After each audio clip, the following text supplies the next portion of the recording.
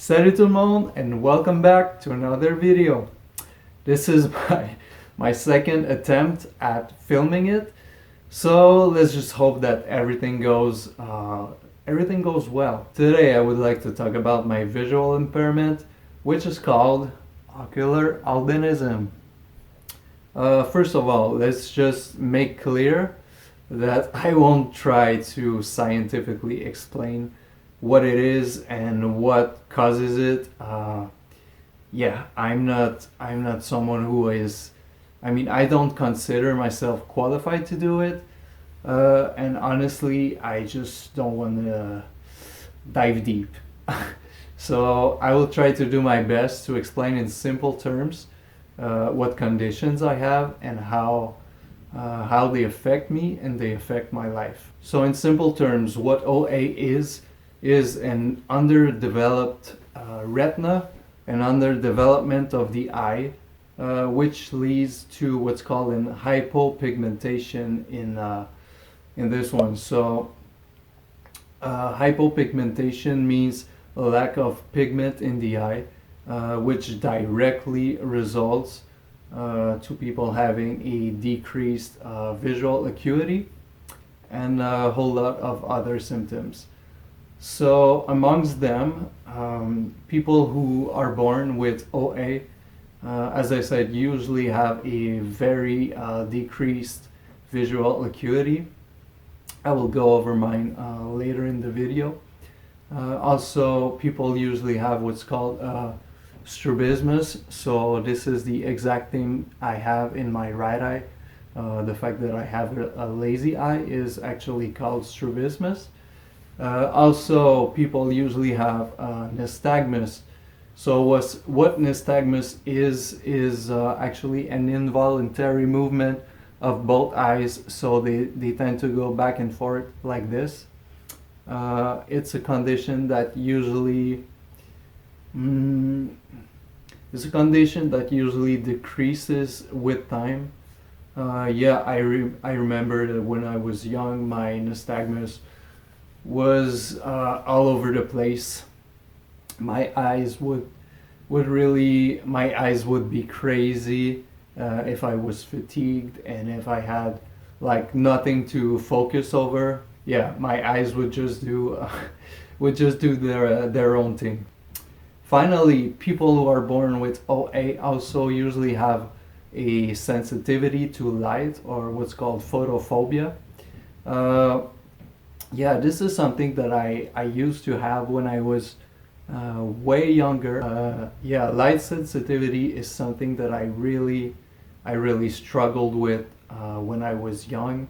I remember wearing a special kind of glasses with kind of the lens would kind of shade. They would have a kind of tint. That would accentuate or decrease depending of how the light source in the room was. So as I said, I really struggled with it, but I don't know why, but with age it kind of it got away, it decreased, and I'm really grateful for it. So now I'm pretty okay with the light. All right, now that the broad description is out of the way, let's just address the elephant in the room and address the question of my right eye and what's called the strabismus. So to fully understand why my eye acts the way it does, we need to go over three different factors that actually play a role in it. First factor, the fact that one of my first MS symptom was what's called optic neuritis. When I had it in 2009 or 2010, it actually affected both my eyes. But it kind of healed like by itself in my left one, which is my good one. But it left traces in my yeah, it definitely left traces, and it never completely healed in my right one, which is, yeah, the worst one of both my eyes. What optic neuritis actually did in my right eye is, it's pretty hard to explain, but it kind of yeah, it left a kind of permanent black veil. So if I close my good one and I try to see with this one, like I cannot do, damn, I cannot, honestly, I can't see anything. The eye does not want to focus. And as I said, there's kind of a permanent black veil in front of my eye. So the vision is really, really blurry. And yeah, second factor why I have strabismus in my right eye is a physical one directly linked to ocular albinism. So OA creates a muscle imbalance in my eyes. So the muscle in my right eye is way weaker than the muscle in my right one. So as I said, it directly creates a muscle imbalance that so my right eye tends to want to cross in the middle because the muscle is not strong enough to kind of how can I say it, kind of yeah, put it back in place and make my eyes parallel to each other. And finally, the third reason why I have strabismus is directly linked to my visual acuity. Visual acuity is how good your vision is. For you guys in the US and many places around the world, it's usually measured in feet. So you guys probably know that perfect vision is 20/20. Now let's go over mine. So let's start with my left eye, which is my good one. So as I said, perfect vision is 20/20.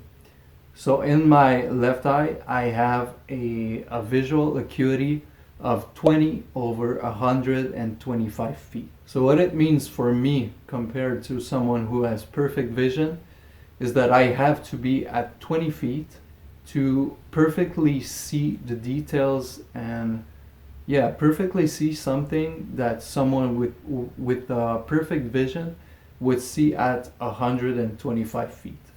So that's my good eye, and this is my left eye. Now let's go over the visual acuity of my worst eye, which is my right one. You to perfectly understand this, just know that I have a scar in my optic nerve resulting from the optic neuritis. So it plays a role in my visual acuity. But yeah, from birth, my visual acuity was shitty. So yeah, so in this eye, my visual acuity is 20 over 400 something. Yeah, just let that sink in for a moment. So both my eyes combined, I have 20 over 125, and this one is 20 over 400. All right, let me just go back and go over all the three factors that I just mentioned. So the first one is different traces from my optic neuritis. Second one is the physical symptom from my OA, which creates the muscle imbalance. And finally, the third one is my visual acuity. So if you actually combine the three factors, it gives you a good idea of why when I look at something, my brain tends to only want to look through my left eye, and and my brain just doesn't really care about what my right one is doing. So that's why my eye just kind of gets lazy and crosses over. So I get cross-eyed. The other thing that I wanted to go over is the nystagmus thing. So the involuntary movement of both my eyes. As I said in the beginning, it's something that I still have. It never completely goes over, although it usually decreases with age.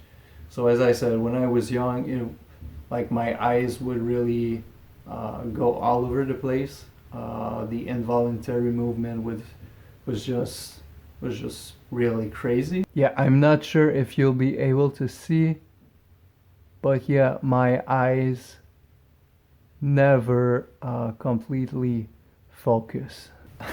Being that close to my cell phone, it just made my right eye completely crazy, and my strabismus was, goddamn, it was really crazy.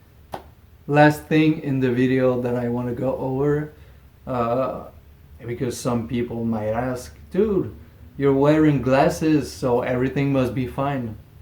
And let me just tell you, no. The glasses will not correct OA. So the thing is that I actually have what's called astigmatism. It's a condition that is that is common amongst the general population. Usually astigmatism is linked to blurry vision. It's something that is treatable with corrective lenses or glasses, as I said. In my case, like, it's pretty recent that I'm wearing glasses because my astigmatism just got worse over time.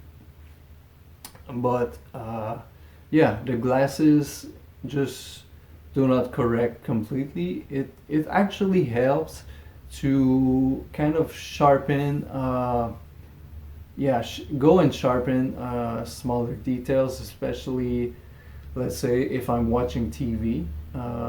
But yeah, for anything that is close to me, like, let's say, if I'm reading, the glasses do not help at all. So yeah, that's out of the way.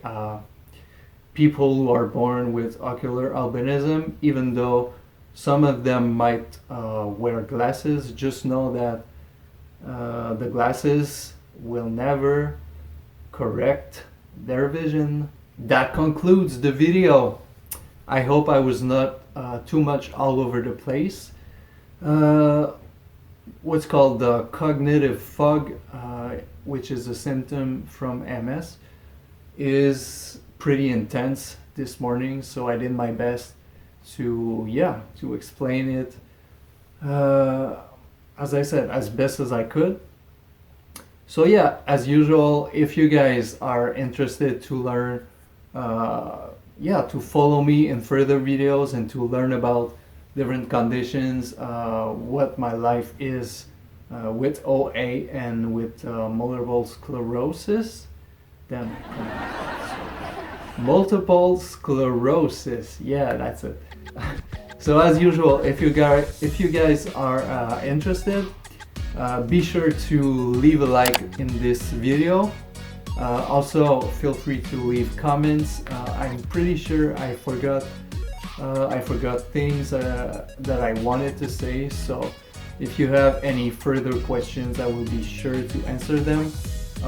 Maybe I'll try to answer in the comments, or if I have too many different questions, I will definitely make another video. Finally, if you guys are interested to learn more about what life is living with my condition, my visual impairment, and living with MS, please be sure to subscribe and turn on notifications, and I will see you in the next one. So until then, take care and ciao.